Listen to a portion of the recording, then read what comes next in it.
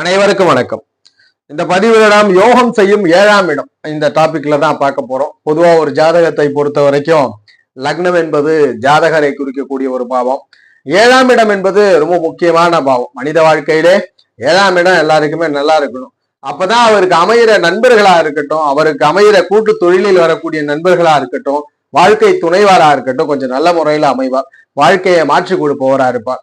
நிறைய பேர் பாத்தீங்கன்னா வாழ்க்கையில அறிவு இருக்கும், பொருளாதாரம் இருக்காது. ஒரு நல்ல நண்பர் இணைந்து இருவரும் சேர்த்து தொழில் செய்து பெரிய ஒரு டெவலப்மெண்டை நோக்கி செல்வார்கள். ஒருவரோட நல்ல ஒரு புத்தி கூர்மை இருக்கும், ஒருவரோட நல்ல முயற்சி திறன் இருக்கும். இது போன்ற ஒருவருக்கொருவர் தங்களுடைய திறன்களை பயன்படுத்தி கொண்டு வாழ்க்கையில் முன்னேறக்கூடிய கூட்டு தொழிலை குறிக்கிறது இந்த 7ஆம் இடம் தான். அதுபோல் ஒரு ஜாதகர் நிறைய பேர் திருமணத்திற்கு முன்பு ஒரு கடின வாழ்க்கையும் திருமணத்திற்கு பிறகு வாழ்க்கையிலே பல சுபிட்சங்களை பெற்று முன்னேறதையும் நம்ம பார்க்க முடியும். அதற்கும் காரணம் இந்த 7ஆம் இடம் தான். நல்ல கணவனும் நல்ல மனைவியே அமையறதுக்கு காரணம் இந்த 7ஆம் இடம் தான். ஏன்னா இந்த 7ஆம் இடம் நல்லா இருந்தா தான் மனித வாழ்க்கைக்கே ஒரு திருப்தி உண்டு. இல்லை என்றால் வாழ்க்கையிலே நிறைய பேர் திருமணமான பிறகு தான் கொண்ட கொள்கைகளும் தான் வாழ்ந்த கௌரவங்களையும் இழப்பதையும் பார்க்க முடியுது. திருமணத்தினால் பிரச்சனைக்குள்ளாவதையும் பார்க்க முடிகிறது. பார்ட்னர்ஷிப் பிசினஸ்ல நிறைய கடின பலனை அனுபவிப்பதும் பார்க்க முடியுது. ஆனா ஒரு சிலர்கள் கிட்டத்தட்ட 50% பேருக்கு நல்ல நண்பர்கள் கிடைக்கிறார்கள், நல்ல வாழ்க்கை துணை கிடைக்கிறது, கூட்டு தொழிலாளிகள் கிடைக்கிறார்கள், அவர்களாலும் ஆதாயம் உண்டு. இந்த பதிவுல உங்கள் ஜாதகப்படி மேஷ லக்னத்து மீன லக்னம் வரைக்கும் 7ஆம் இடம் உங்களுக்கு நல்லது பண்ணணும், அந்த விதியை பற்றி தான் பார்க்க போறோம். யோகம் செய்யக்கூடிய 7ஆம் இடம் தான் எப்படி இருக்கும்ன்றதை தான் இந்த பதிவுல தெளிவுபடுத்த போறோம். பொதுவா 7ஆம் இடம் ரொம்ப ரொம்ப முக்கியம். 7ஆம் இடம் பாழ் என்றால் வாழ்க்கையில் மனிதன் சக மனிதனிடமிருந்து திருப்தியை அனுபவிக்கவே முடியாது.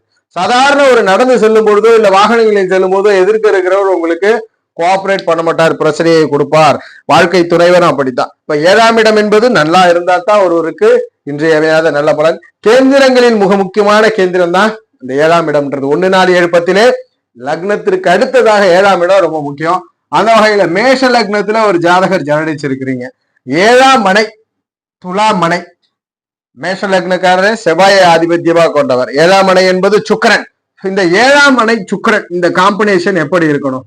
இந்த சுக்கிரன் எப்படி இருக்கணும்? அல்லது 7ஆம் வீடு 7ஆம் இடம் இதோட எந்த கிரகம் தொடர்பு கொண்டா யோகம்? இந்த சுக்கிரன் 7ஆம் இடத்தோடு மேஷ லக்னக்காரர் ஜாதகத்துல 7ல சுக்கிரன் தனித்து ஆட்சி பெற்றிருந்தாலும் சரி, ஆட்சி பெற்றிருந்தாலும் சரி, நீ சமயம் பெற்ற 6ஆம் இடத்திலே இருந்தாலும் சரி, இந்த காம்பினேஷன்ல ஜாதகத்திலே சூரியனுடைய தொடர்பு, சுக்கிரனுக்கு செவ்வாய் தொடர்பு மற்றும் குரு இதுல இணைவு இருக்கக்கூடாது, குருவனுடைய பார்வை, குரு பார்வை, இந்த காம்பினேஷன்ல சுக்கிரன் இருக்கிறார். 7ஆம் இடத்தையோ அல்லது 7ஆம் இடத்த அதிபதியான சுக்கிரனையோ சூரிய செவ்வாய்கள், சூரியன் இருந்தாருன்னா இங்க நீசம் பெறுவார், பங்க விதியில இருக்கணும். செவ்வாய் இருக்கலாம், தவறில்லை. சூரிய செவ்வாய் குரு பார்வை இந்த காம்பினேஷன்ல 7ஆம் இடம் இருக்கு அல்லது 7ஆம் அதிபதி இருக்கிறார். கண்டிப்பா மேஷ லக்னத்துல பிறந்த ஜாதகருக்கு வாழ்க்கை துணைவரினால் ஆதாயம் உண்டு, வாழ்க்கை துணைவரினால் யோகம் உண்டு. ஆனால் இந்த சூரிய செவ்வாய் குரு ஏதேனும் ஒன்று ஸ்தான பலத்தோடு வலுத்து பார்க்கணும். மூன்றாவதாக சனியை எடுத்துக்கொள்ளலாம். ஆனால் சனி பகவான் என்றால் வேக அந்த கான்ட்ரவர்சி அமைவுகள்ல வந்துகிட்டே இருக்கும், ஒரு பிரச்சனைகள் இருந்து கொண்டே இருக்கும். அந்த வகையில சூரிய செவ்வாய் குரு பார்வை மேஷ லக்னக்காரருக்கு கண்டிப்பாக வாழ்க்கை துணைவர், நண்பர்கள், கூட்டாளிகளால் ஆதாயம் கிடைக்கக்கூடிய அமைவை கொடுக்கும். அப்ப மேஷ லக்னக்காரருக்கு சூரிய செவ்வாய் குரு தொடர்பில் இருந்தால் 7ஆம் இடம் கண்டிப்பா யோகம். 7ஆம் இடம் அல்லது 7ஆம் அதிபதியான குரு பகவான். அதுபோல் ரிஷப லக்னத்துல ஜெனிச்சிருக்கிறீங்க. ரிஷபம் சுக்கிரன் ஆதிபத்தியம், 7ஆம் இடம் செவ்வாய் ஆதிபத்தியம். இந்த ஜாதகத்திற்கு ரிஷப லக்னக்காரர் இயல்பாக எல்லாரும் நல்லா இருக்கணும், மகிழ்ச்சியை விரும்பக்கூடியவர். 7ஆம் இடம் விருச்சகம், வேகம், துடிப்பு, எதையுமே செய்து முடிக்கணும்ன்ற அந்த பராக்கிர ஆர்வம் கொண்டது. அப்போ வரக்கூடிய துணைவர் வேகம், துடிப்பு, எதையும் செய்து முடிக்கணும்ன்ற வேகத்தோடு துணிவோடு இருக்கக்கூடிய ஒரு ஜாதகம் 7ஆம் இடம். செவ்வாய் 7ஆம் இடத்தோடு ஜாதக ரீதியிலே சனி பகவான் தொடர்பில் இருப்பது. சனி செவ்வாய் கொஞ்சம் சண்டை சச்சரவுகள் இருக்கும், ஆனால் யோகம் பண்ணி கொடுக்கும், வாழ்க்கையை மேம்படுத்தி கொடுத்துரும்.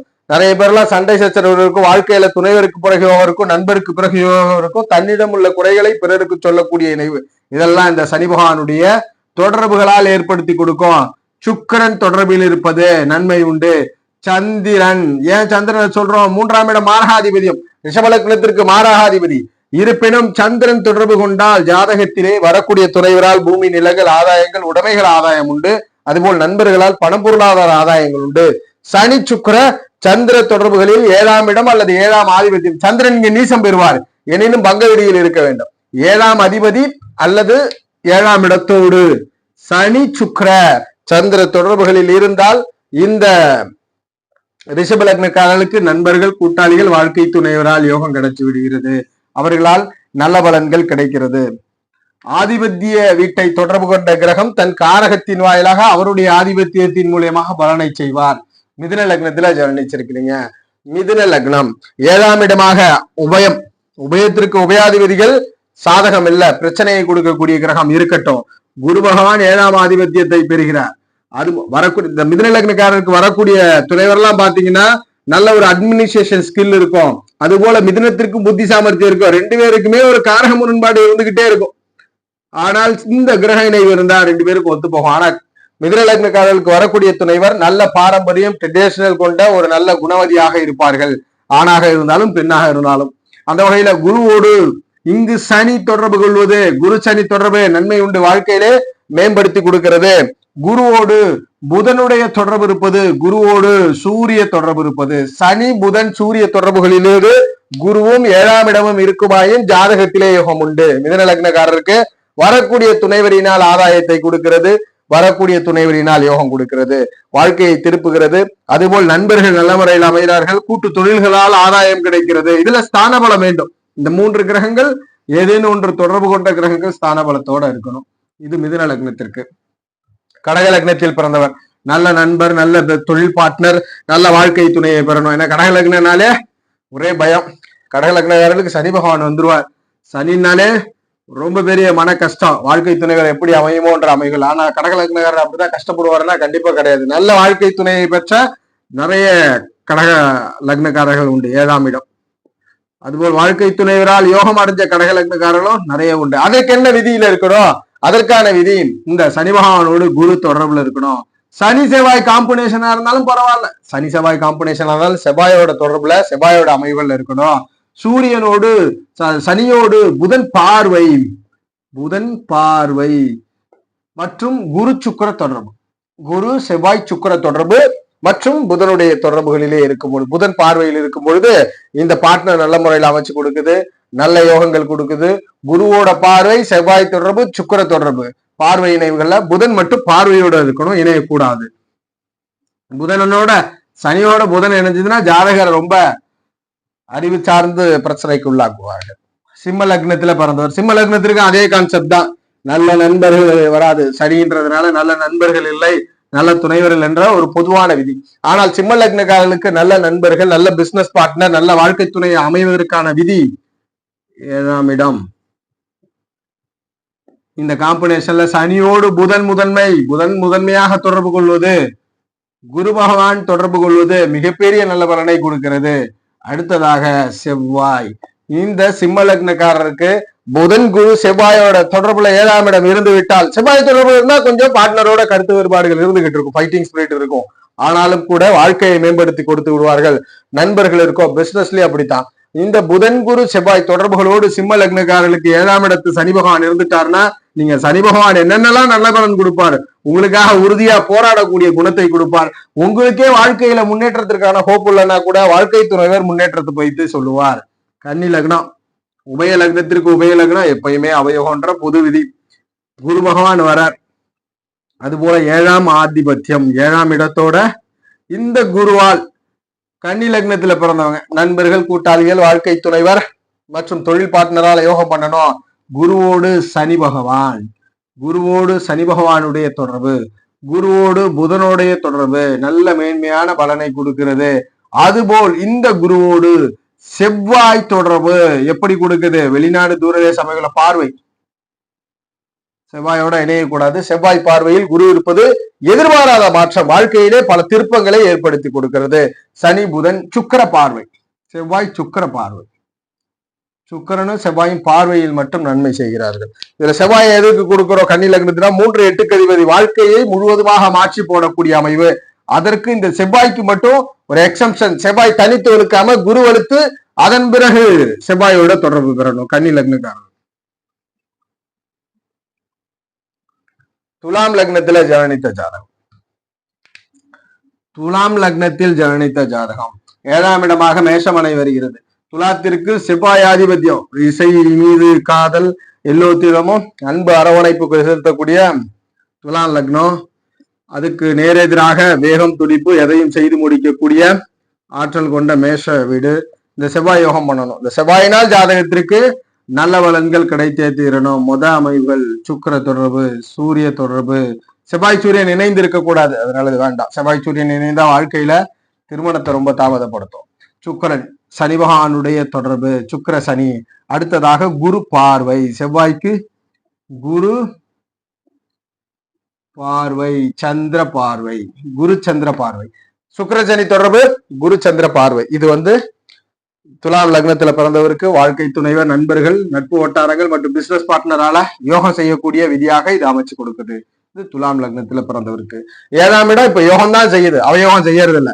காலம் தாழ்த்தி பலனை கொடுத்தாலும் நன்மை செய்கிறது. விருச்சக லக்னம் 7ஆம் மனையாக ரிஷபமனை வருகிறது. அதிபதி சுக்கிரன் வரார். சுக்கிரன் 7ஆம் இடம் எப்படி இருக்க வேண்டும்? சுக்கிரனை குரு பார்வை கடைசியா எடுத்துக்கலாம். குருவோட பார்வையில இருப்பது நன்மை. சனி பகவானுடைய தொடர்பு, சூரிய தொடர்பு நன்மை செய்கிறது. சனி சூரியன் குருவோட பார்வை, குரு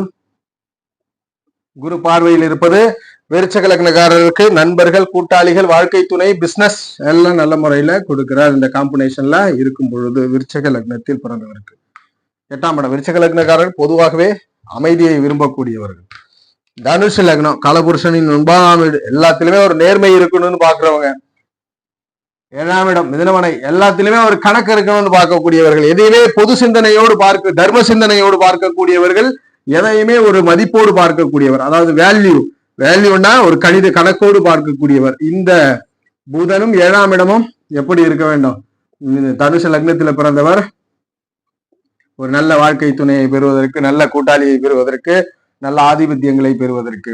ஜாதக ரீதியிலேயே சூரியனுடைய தொடர்பு முதன்மை, சூரியனுடைய தொடர்பு முதன்மையாக பெறுகிறது. அடுத்ததாக இந்த ஜாதகப்படி புதனோடு குரு தொடர்பு. குரு கொஞ்சம் ஸ்தான பலத்தை, சூரிய குருல குரு ஸ்தான பலத்தை பெற வேண்டும். செவ்வாய் பார்வையை விட சனி தொடர்பை போட்டுடலாம். சனி, சூரியன், குரு, சனி, அடுத்து செவ்வாய் பார்வை. இதெல்லாம் தனுசு லக்னக்காரருக்கு நல்ல துணைவர், நல்ல வாழ்க்கை முன்னேற்றம் கொடுக்கக்கூடிய கிரக அமைவாக அமைகிறது. மகர லக்னத்துல ஜனனித்த ஜாதகம் ஒரு முறை இதுல கான்ட்ரவர்சியான கிரகங்கள். இப்ப குரு பார்த்தோம், புதனுக்கு செவ்வாய் பார்வை பார்த்தோம். ஒருவேளை செவ்வாய் பார்வையில இருந்தா வாழ்க்கை துணை கொஞ்சம் போராட்டம் இருக்கும், ஆனா இறுதியில வெற்றி இருக்கும். மகர லக்னத்திற்கு 7ஆம் இடம் கடகமனை, இருள் தன்மை. சனியினுடைய மனைக்கு கடகமனை சாதகம் இல்லாத மனை. எனினும் இந்த சந்திரனும் 7ஆம் இடமும் எப்படி இருக்கணும்?